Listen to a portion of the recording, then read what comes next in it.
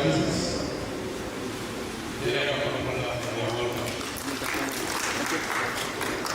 We have the representative of the Commissioner of Police. Is he here with us? We have the Controller of the Immigration Service. His representative. You're welcome. We have numerous chairmen and chief executive officers of various financial institutions, business centers, companies, and what have you. So we like to the full collective appreciation and recognize and appreciate you for honoring our invitation. So may I now request the DJ to please give up the national anthem. So we write for the national anthem.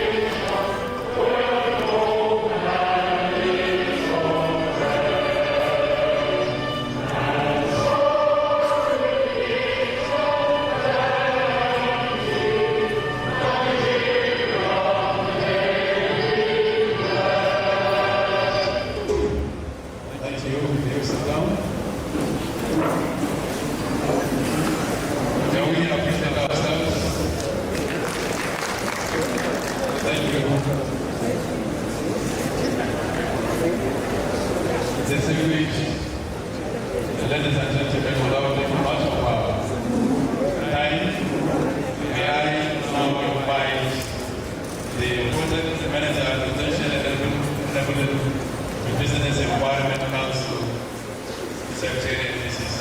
Amir of the Borough, to please come forward and take us to the overview of the program.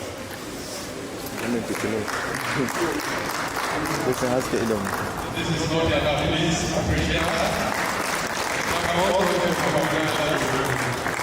and about this overview. Good morning, distinguished ladies and gentlemen. Thank you all for coming to the third PEBEC International Innovative Business Talk hosted by Katsina State. Starting on the 15th of October, we'll just go straight to present to you what PEBEC has been doing, our reforms, our work stream, so that you have to set the context for this national forum. So I'll just like the media to project the presentation.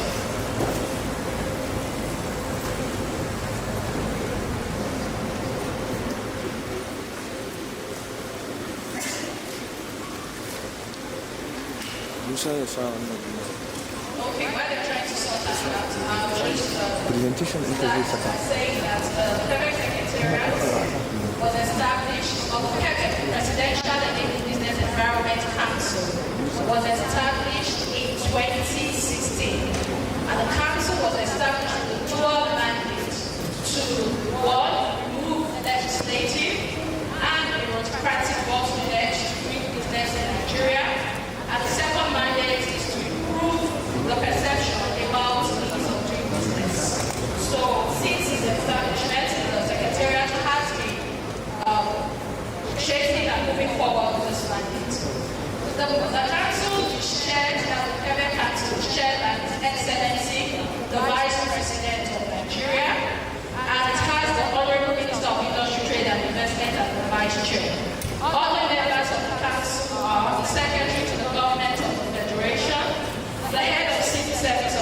Federation, 17 other honorable ministers, Governor of the Central Bank. It also has the representatives from the National Assembly and the Judiciary. Currently, at the National Assembly, okay, it's up now. Can you just go to slide 4? Thank you. So this is the composition of the council. So it also has the representative of the National Assembly. Currently we have the Chair Senate Committee on Trade and Investment as the representative of the National Assembly representing the Senate President. Chief Justice of Nigeria, the CJN, as a representative of the judiciary. Now, the PEBEC Council also has state governors, 2 representatives of the subnational, the governor of Kwara State and the governor of Gombe State. The special advisor to the president on PEBEC and investment serves as the secretary to the council. In order to reach a wide range of stakeholders,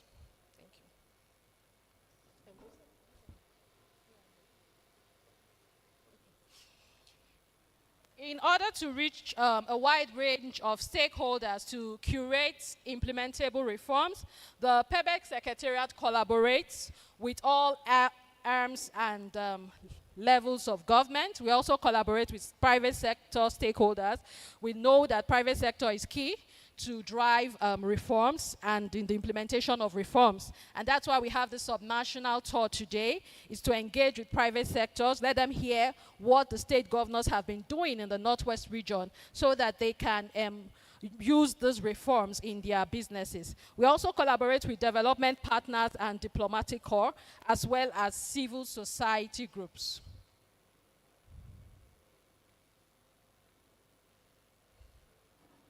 The next slide, please.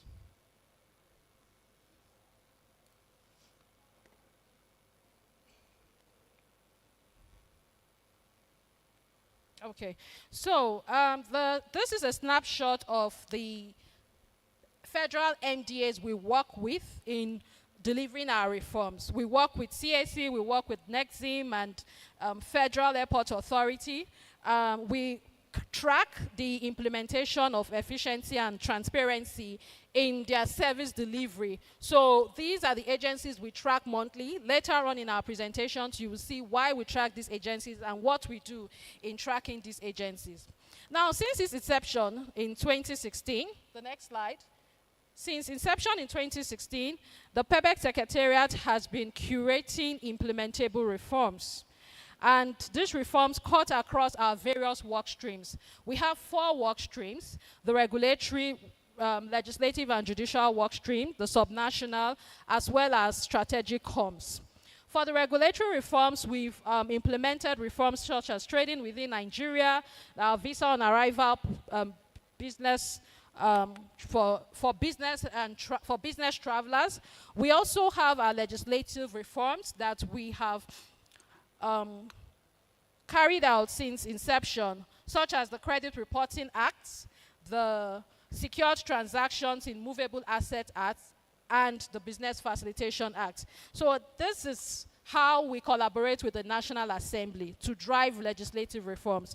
For the judiciary, we've established over 32 small claims courts in the states, we have established small claims courts in over 32 states, and also not just establishing those courts, we monitor and track the operationalization of those courts. So the small claims courts have disposed more than 40,000 cases since their inception. For our subnational reforms, this is our focus here today. We'll be telling you what we have done and how we have engaged our subnational government in driving our subnational reforms. So we have the setting up of the State Ease of Doing Business Councils. We also have our subnational Ease of Doing Business reports that we release biennially. So we have one we released in 2021, another in 2023. So we are already working towards the release of a subnational report in 2025. Now, what this report does is to see how easy it is to track states in doing business how easy it is for private sector stakeholders and other stakeholders to do business in all the states. We also have a cost of compliance report, and one that will be a focus also during this subnational tour is our state action on business enabling reforms, the SABER program. It's a 750 million naira $1 million program that has been jointly designed by the PEBEC Secretariat and the World Bank. Please, can you go to slide 7? You're faster than, yes. Yes, so these are the reforms we have deployed since inception in 2016. So the next slide now. Okay, so in deepening our reforms, and like I said, we have 4 major work streams that we drive: the regulatory and innovation and tech work stream, the subnational work stream, the legislative and judicial work stream, as well as strategic communication and stakeholder engagement work stream. For legislative, we have collaborated with the National Assembly, like I stated earlier, in the passage of key business enabling legislation, like the Companies and Allied Matters Act, the Credit Reporting Act. Recently, in 2017, we also collaborated with stakeholders. This led to the passage of the Business Facilitation Act. That act codifies the Executive Order 001 on transparency and efficiency to public service delivery, and also goes ahead to amend 21 business-related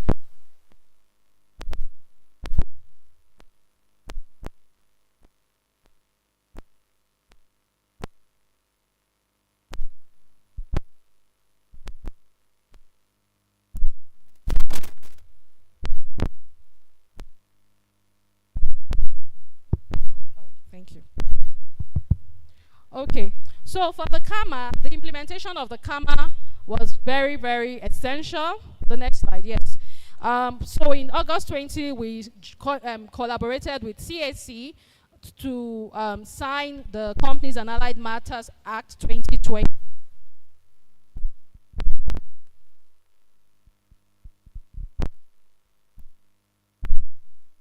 Insolvency, targeted at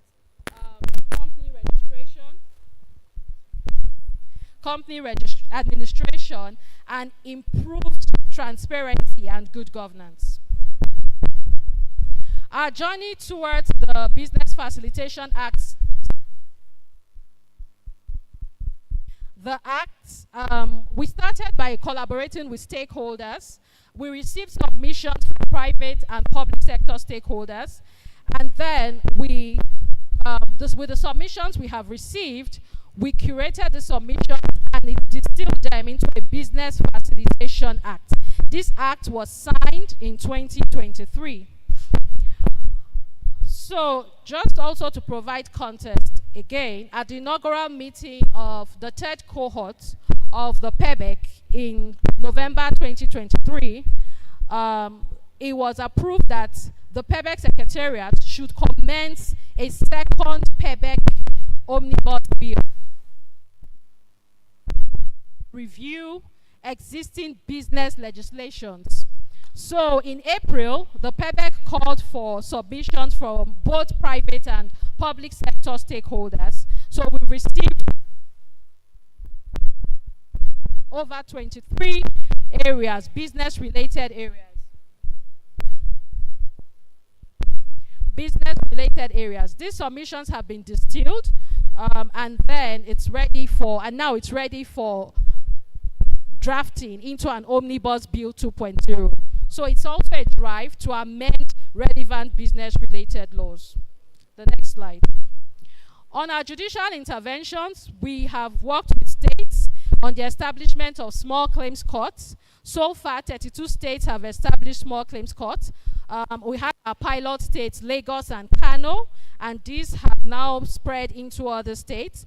Now, the essence of the small claims court is to reduce the time and cost to resolving commercial disputes. So the small claims courts are courts established at the magistracy of the states, and they are specialized fast-track courts and they are established to provide claimants with accessible and inexpensive speedy resolution platform for simple and liquidated recovery of this simple and liquidated debt recovery disputes. So we continue to drive our legislative reform, legislative and judicial reforms. So can we go to the next slide? The next slide.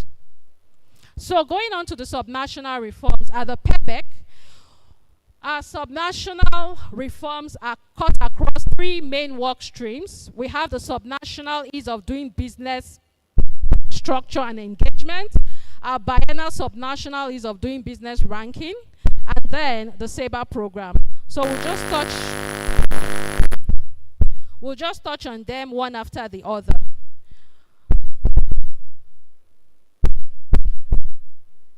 So, in 2017, the National Economic Council approved the replication of the PEBEC model at the subnational. So, we encourage subnational to replicate this model in their various states. And what is the PEBEC model? We have, just like we have the PEBEC Secretariat, it is expected that states should have their ease of doing business council and the Secretariat.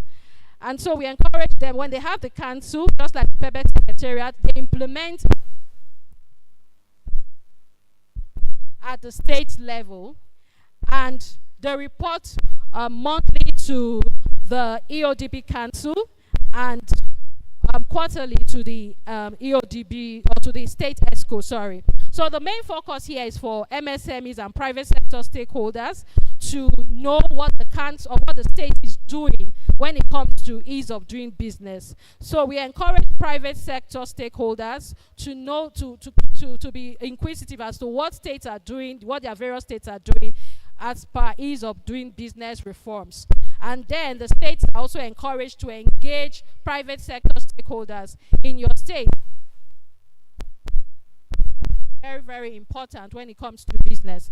So this is the PEBEC model, and we expect that it is replicated at the states.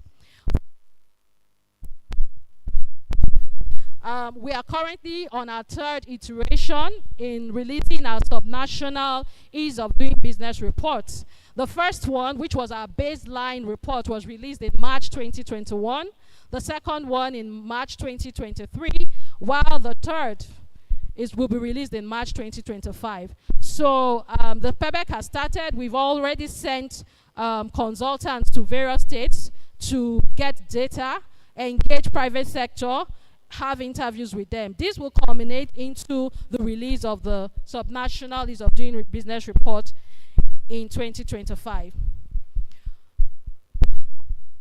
Another focus of the PEBEC Secretariat in deepening the subnational reforms is our State Action on Business Enabling Reform Program, SABA. The SABA is a $750 million 3-year program, and is jointly designed by the PEBEC Secretariat and the World Bank, but of course with implementing partners from the Federal Ministry of Finance, Budget and National Planning, the Nigerian Governors Forum, NGF, and the Debt Management Office. This program covers land administration, public-private partnership, regulatory framework for private investment in fiber optic structure, as well as business enabling regulatory environment. So, in tracking or implementing the SABA program, it cuts across 8 DLIs. These DLIs cut across these 4 focus areas. So we have the DLI focusing on private sector partnership. We have the DLI focusing on commercial disputes. We have DLI focused on land administration and all that. So as a PEBEC Secretariat, what do we do in providing technical assistance to states for them to achieve the deliverables in the SABA program? We have what we call the deployment of our toolkits. So we develop toolkits to enhance states to drive the program. And then we provide just-in-time support, peer learning sessions, Just to note that during this subnational tour, tomorrow we'll be having sessions on the SABER program. So tomorrow is strictly designed for the SABER program, where we'll be engaging states and looking at their deliverables, providing technical assistance to states on their deliverables for this SABER program. We also have executive briefings and advisories, strategic communications, and then state tours. So that is why we're here today, the state tours for driving our subnational reforms. The fourth area where we work as a secretariat is our regulatory reforms.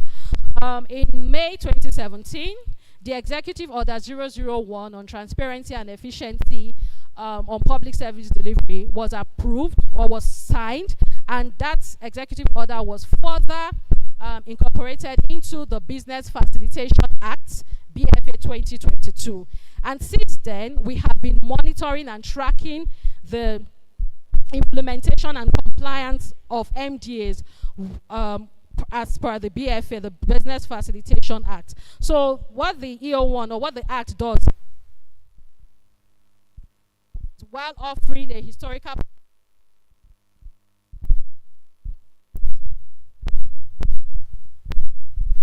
so the PEBEC Secretariat constantly monitors and tracks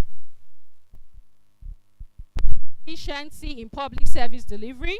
For the sector-specific MTAs, we evaluate that is in terms of the seaport and airport experiences, we evaluate the entry experience of travelers at the Nigerian ports. And then we also have our ReportGov platform. We also monitor and track how MDAs comply with the 72-hour timeline resolution service, or the timeline resolution platform as provided. So the platform serves as an avenue for escalation and resolution of issues encountered by MDAs. This is like a grievance redress platform where when stakeholders are not happy or they're not satisfied with the services of an MDA, they're able to provide feedback to us. We at the back end, we see these complaints and we channel these complaints to the relevant MDAs. We also measure how MDAs effectively make essential service-related information accessible to the public. So these are the EO1, these are the snapshots of our EO1 reports we have been releasing, tracking these MDAs. Next slide. The tests we use to track these MDAs are on how timely they submit their reports, how consistent they have been in adhering to the strict timelines as set out in their service level agreements, and also how efficient they have been in the public service delivery. So this, at the end of the submissions, we score the MDAs and we measure efficiency, we measure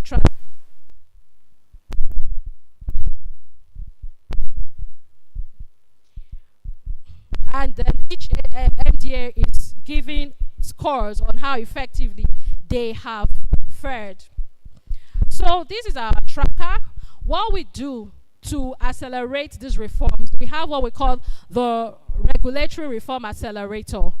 Earlier this year, we had a 90-day sprint, a Regulatory Reform Accelerator, where we deployed key reforms to these MDAs to ensure efficiency and transparency in doing business. So this program ran from February to June, and we scored MDAs during this session. On the next slide, you see how each MDA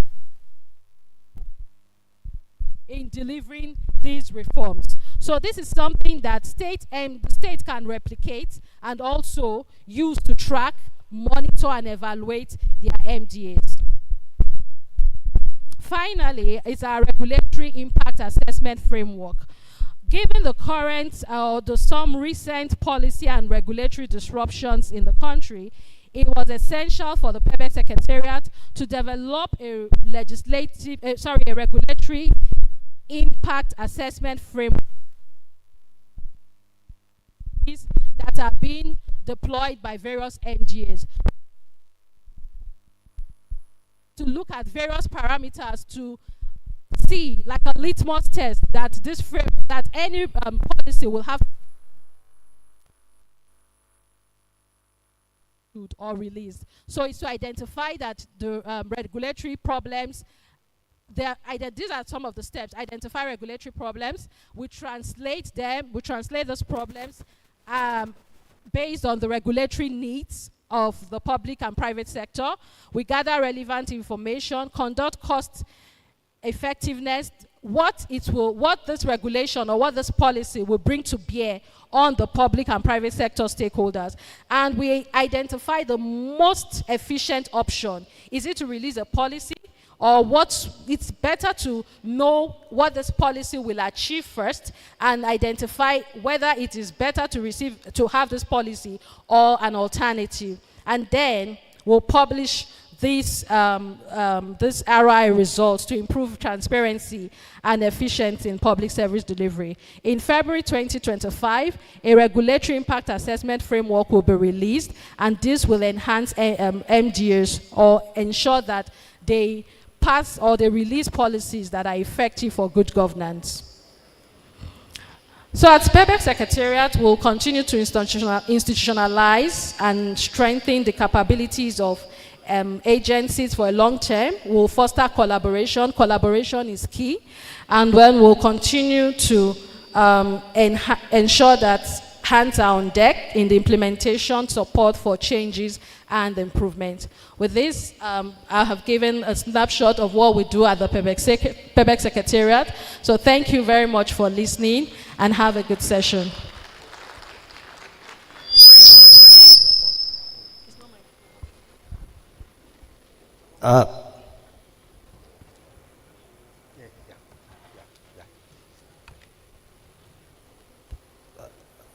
Thank you so much. We appreciate Mrs. Amir Pebloha once more for giving us the abreast of this program, and I hope we are all being carried with the knowledge that has been passed to us as far as this program is concerned. We want to thank you most sincerely. Please, another round of applause for us to appreciate her. Ladies and gentlemen, distinguished invited guests, as I've been introduced, my name remains Sanibala Kabomo. I'm a media and public relations management consultant and a former or retired permanent secretary. I've been with my boss, my colleague. I call him my boss because when we are in the unionist, he is my chairman and I'm his secretary. So I always call him chairman. I must appreciate you for the honor done to me. At this juncture, ladies and gentlemen, before we continue with the rest of the program as lined up before the official opening of this all-important event, when we are expecting His Excellency, the Governor, our host, to declare open this very important event organized by PEBEC, I want to do some very little recognition. First, let me recognize the promoters of this program. I want to welcome you most sincerely. Alaji Tijani Danduse is the Vice Chair of Equatorial Marine Oil and Gas Limited, the promoters of Funtua Inland Dry Port in Katsina State. And they are now giving the concessions of Cocoa Port, Dry Port in Delta State. His Excellency Dr. Umar Mutalla of CON, Chairman. Please once again, let's appreciate him for coming. You are welcome, sir. Engineer Tukur M. Lawal is here with us. Is the immediate first communications satellite commission, and now the MD of NAC Steel Rolling Company in Katsina. You are most welcome. Is my very good friend Durbi. You are welcome. Dokaji, you are welcome. Let me also recognize Assistant Controller S.U. Abdullahi, representing Controller of Nigerian Customs, Katsina Area Command. Sir, you are welcome, along with your members of your team. ACI and DYD Adamu, representing SACGI, reform champion of the Nigerian Immigration Service headquarters in Abuja. Sir, you are welcome. Please join me to welcome the delegation from the Nigerian Immigration Service. Alhaji Hafiz Al-Mustafa Dangani, representing the Federal Inland Revenue Service, Katsina office, you are most welcome to this event. Let me welcome Dr. Anthony Ostesia, the Director of Land Research and Development of the Nigerian Agriculture and Quarantine Service. So you are welcome to this event. Well, as time goes on, we shall be having names and making recognitions and acknowledging the presence of all our invitees to this event. I hope you will not miss the session, and I hope you will not miss the days that have been selected for this program. It's a two-day program, very beneficial to all of us that have come here. Please, a round of applause for ourselves for coming. Thank you so much. At this point in time, I have the honor of inviting Ms. Husseina Abdulkadir, Gender Reform Leader from PEBEC, who is going to moderate the panelists that have been going to be invited to discuss many of the issues that have been lined up in this program. Dr. Basira Umar Farouk, representing the Chief Judge of Katsina. My Lord, you are welcome. Doctor, you are welcome to this event. You are welcome. I believe when the times for the opening ceremony, you will be given your own prophecy to sit. You're representing the CJ of Katsina State. So please join me to welcome Mrs. Husseina Abdulkadir, Gender Reform Leader, who is taking the mic to take us more on the program line of this event. Thank you for coming. Thank you. Thank you very much, sir. Good morning, esteemed guests. I would stand on existing protocol. So the next agenda item would be a regulators panel. So we'll be calling on various regulators from the federal agencies. And the idea of this panel is so that the states, MDAs, the executive arm of government of the states, can take lessons on how the ministries, departments, and agencies at the federal level have successfully implemented ease of doing business reforms.